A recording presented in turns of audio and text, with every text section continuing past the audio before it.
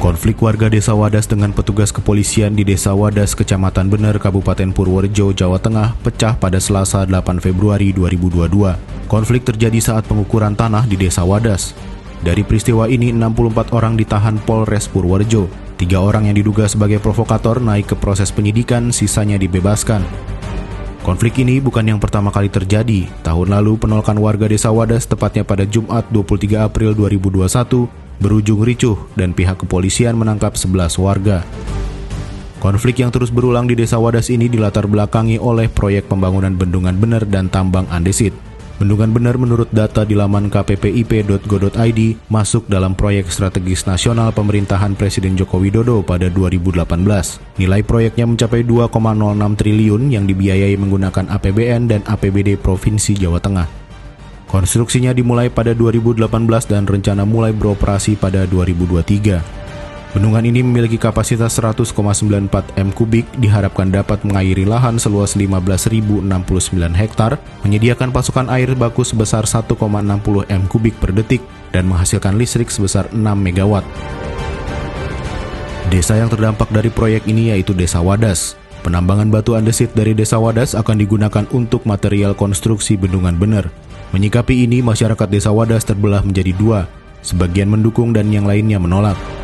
Data LBH Yogyakarta per April 2021, 307 dari 405 atau 78% kepala keluarga Desa Wadas menolak penambangan. Mawat itu menghidupi kami sampai hari ini, dan itu sudah dari nenek moyang kami, dan itu juga yang membesarkan saya, mereka itu semua warga Wadas.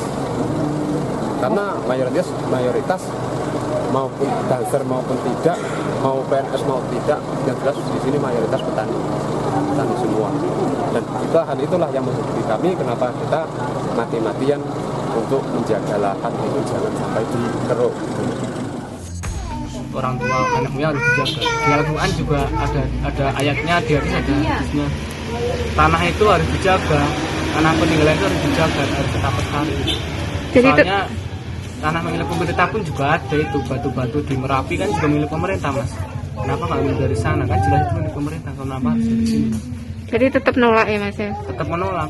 BSN, makanya saya itu mau melepas itu, nanti kalau sudah jadi kan untuk kepentingan umum. Ya saya kasihan saudara-saudara yang di sana memerlukan air segala macam. Insya Allah ya bikin kebutuhan lah, orang saya tuh orang gak punya, ya maksudnya orang di desa kekurangan kebutuhan lah apapun gitu maksudnya. Buat usaha atau apa? Ya, insya Allah usaha apalah gitu ya, mudah-mudahan tercapai gitu.